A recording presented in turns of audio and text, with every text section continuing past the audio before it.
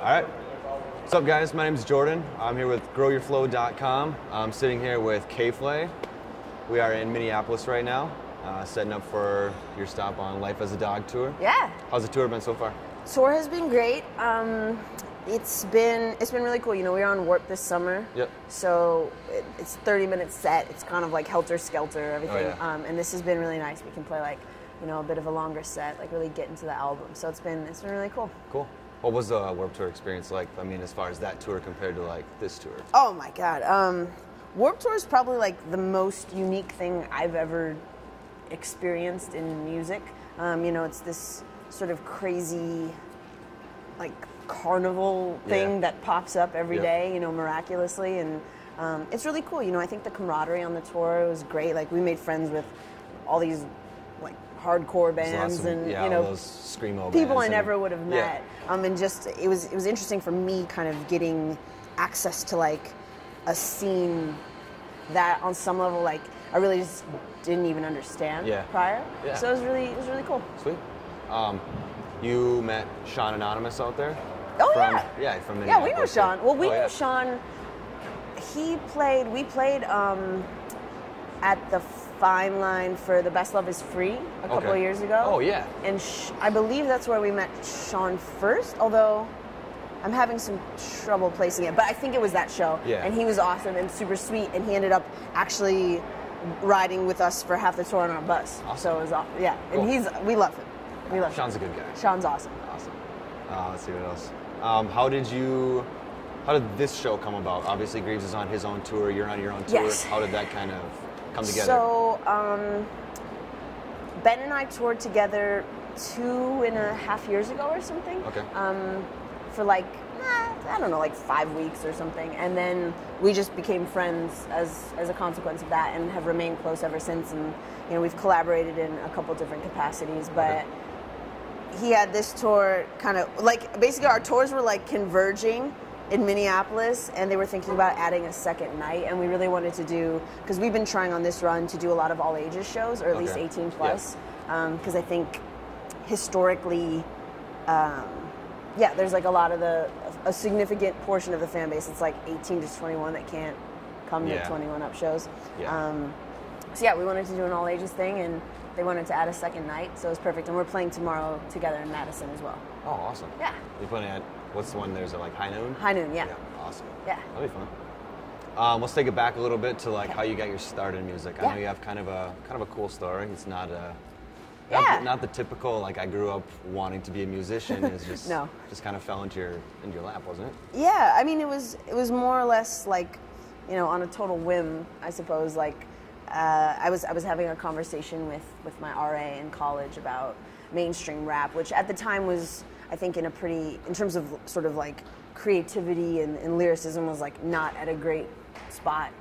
And this was sort of like whisper song era. Oh, yeah. And yeah, so it just wasn't like super, you know, compelling, at least to me as a young woman. And I was basically just talking shit, and he was like, "Well, you never wrote a song, so."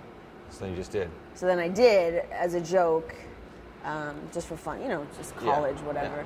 Yeah. And very, very rapidly, it like became this very, very integral part of my life. I sort of look back on it and wish I had kept a diary, but I started playing on campus, and then a couple of people in the Bay Area sort of took me under their wing and mentored me, and, you know, taught me the importance of production and performing, and helped me get shows locally. And then at what point throughout that did you kind of figure out this is what you wanted to do, rather than, I mean, obviously you graduated. You have a degree in what, psychology and sociology? Yes. Awesome. Yeah. So what made you decide I'd rather do music than go to that? Just some more exciting? You know, like, imagine a ball rolling down like almost a no-slope hill. That was me, like, getting into music in a way. Like, it was so gradual, all these steps that I didn't even realize I was taking to make it, you know, a central part of my life. And then I kind of reached this point where I was like, you're here. Shit, well, I should do this probably, or I should try, you know? So it's hard to say what the kind of tipping point was, but I think there was a point a couple years after I had graduated. I was living in San Francisco, and I got, a guy started booking me for college shows, and I made like more money in a month than I had made in my normal life in like, you know, the last 8 months or something. Yeah.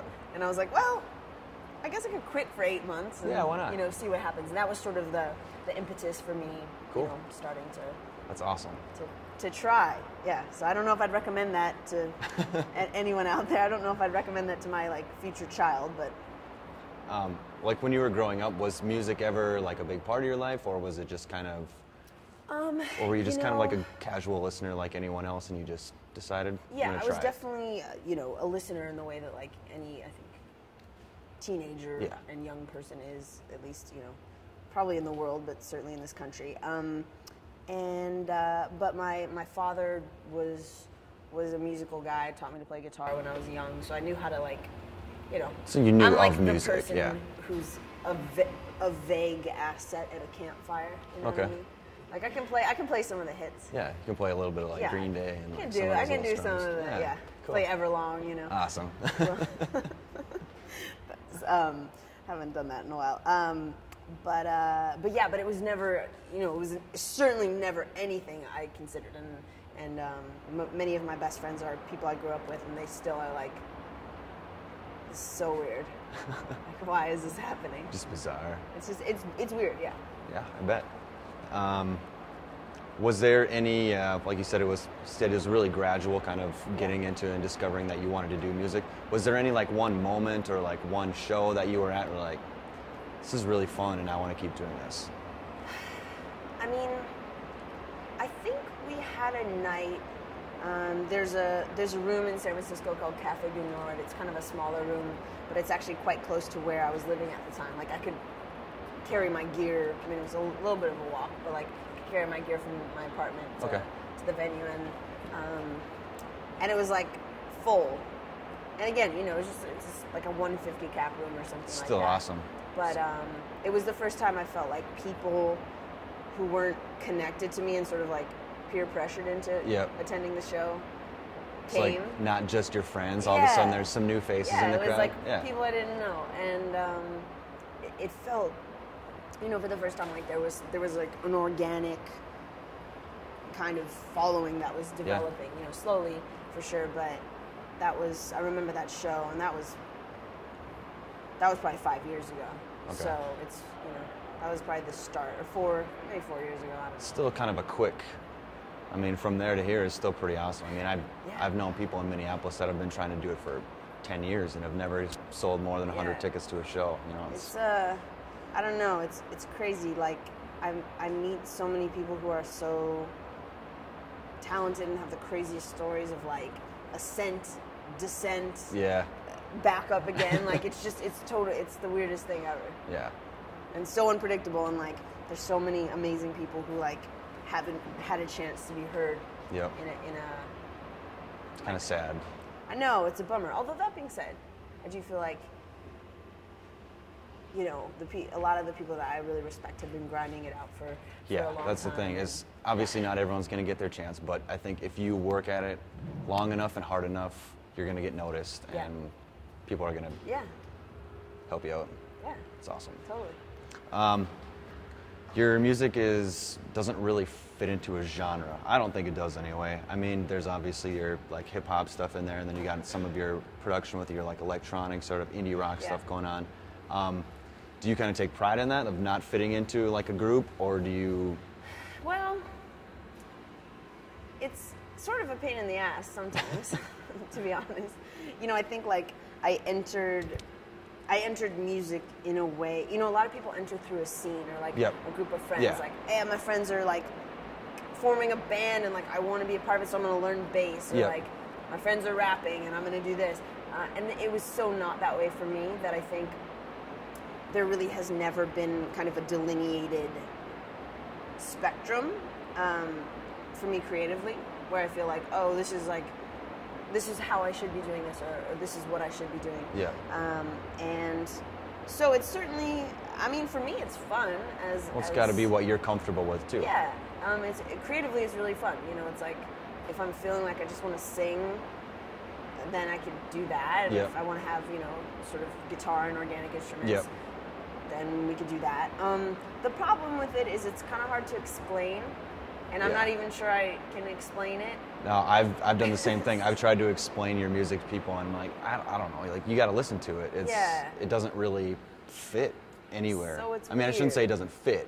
It fits everywhere. No, totally. But it's, you know, it is one of those things where I think until people come, and that's why we've really put an emphasis on touring too. You know, because I think the live show helps to convey it a little bit more than some of the recorded music. And it's been, you know, it's been an interesting journey from like signing with a major label, being independent again, kind of seeing all these various, you know, facets of the industry. Yeah.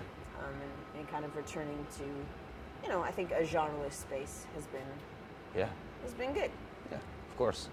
What do you like being independent? What was the label thing like? Was that kind of hit and miss? The experience with the label was quite elucidating. I mean, I think, you know, at the end of the day, like, you're dealing with a kind of behemoth commercial enterprise. Yeah. And there's certainly nothing wrong with that inherently, but I think if you don't, particularly right now, because the industry's in this weird state of flux and people still don't, like, you know, it's not the golden days of like dudes, you know, record execs doing coke in 1988 or something. Yeah. You know, I think if you don't kind of very easily fit into a radio format, or again, you know, like a tagline that people can really understand, it's quite difficult to succeed in that system, you know, and I found it, at least for me, to be very kind of frustrating and like a dizzying experience, a disorienting experience. Being independent kind of gives you obviously the opportunity to do kind of what you want rather than what they want, right? I mean, and the fact of the matter is we left the label like late last year.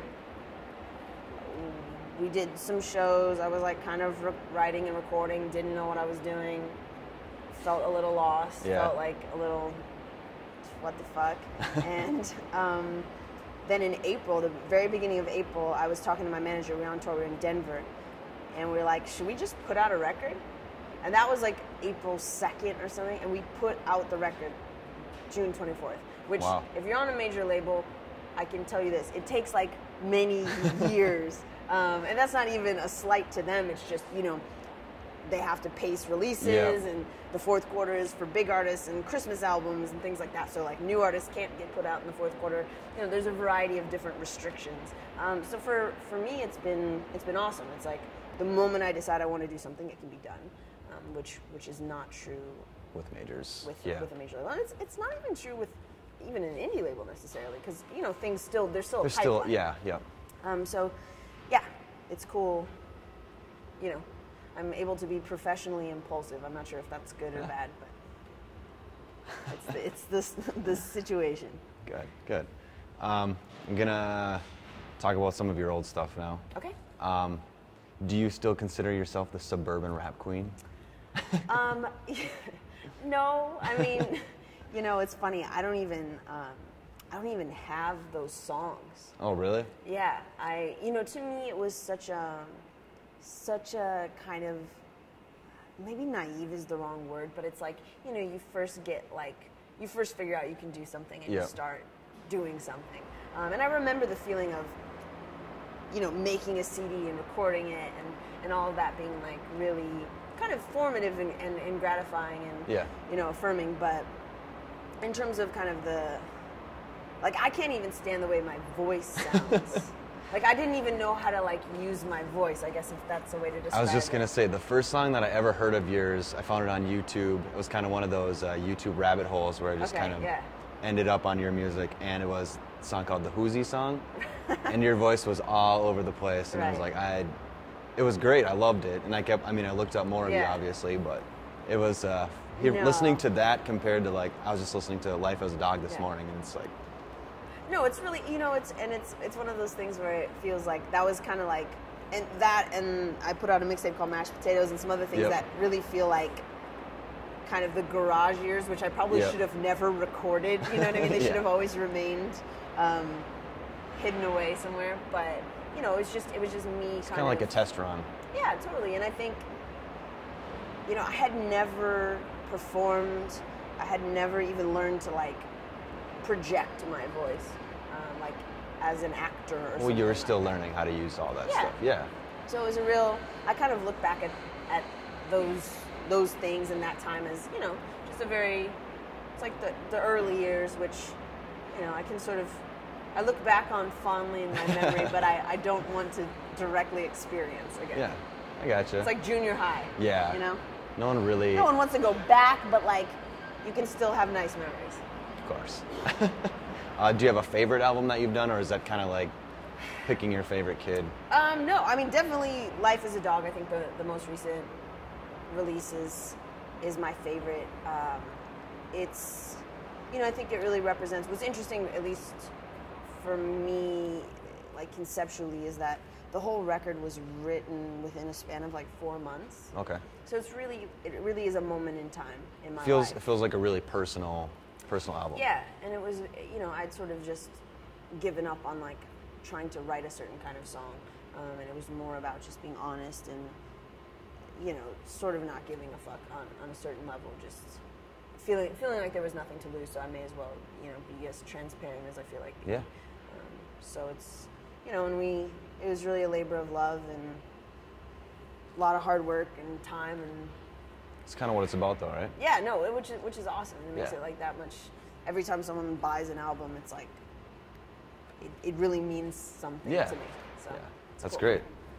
What else are you listening to right now? Like, what do you listen to some hip hop music too yet? Are you more like indie rock kind of stuff?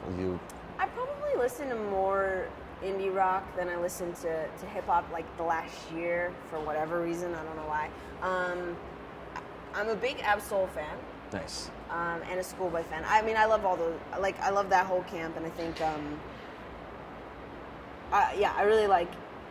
I feel like it's interesting. The Ab-Soul record is a little bit less crazy than I thought it would be. It's a little more like chilled out. Yep.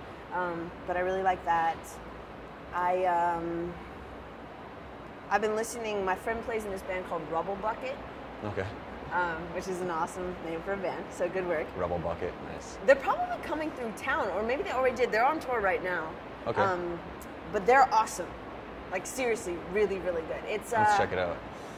I'm trying to think how to describe it. It's like indie rock, but there's electronic elements. And the singer, like, she has an amazing voice, really distinctive voice. It's really cool. I'm also listening to Angel Olsen. Okay. She's like more along the lines of a singer-songwriter, but the record is, you know, drums, guitar, full stuff, and it's kind of like love songs. Okay. Sad. Oh. Love songs. Yeah, I don't know. I guess those are the three things. There's a group called The Acid. The Acid? A project called The Acid, yeah. Okay. They have a record called Liminal, which is really good. It's like ambient, kind of down-tempo electronic music. It's very, very well done. Nice. So, kind of everything. I got homework to do now. Yeah. Great. Check it all out. Awesome, will do. I think we're just going to kind of wrap it up here. Cool. So, again, Jordan with GrowYourFlow, Kflay. Check us out. You can find us on Facebook. Follow us on Twitter at GrowYourFlow. Where can we find all your stuff? You can also find me on Facebook with a different site. Yeah, just Kflay. Like, if you type in Kflay, you'll find a bunch of stuff. So you just Google that, I think, is the best bet. But I'm on Twitter, Facebook, Instagram. I have a website, etc. So, yeah, come check it out. Sweet. Hold a candle. Candles. Candles. It's a very, like, romantic setting. Yeah, like that. We stole them from the table over there. I feel like I'm on a date. A date at 5 p.m. Oh, we got Jameson. What's up with this? This is yours, by the way. We brought that for you. Oh, thank you. Yeah, of course. That's so sweet.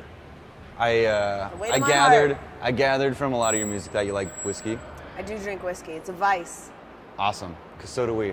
This is the unofficial whiskey of GrowYourFlow.com. Oh, well, maybe soon, Mr. Jameson, it could be the official whiskey. Attention, Mr. Jameson. This is a big-ass bottle of Jameson. That's no joke. Well, we should have a drink together. Sounds good to me. All right. Great.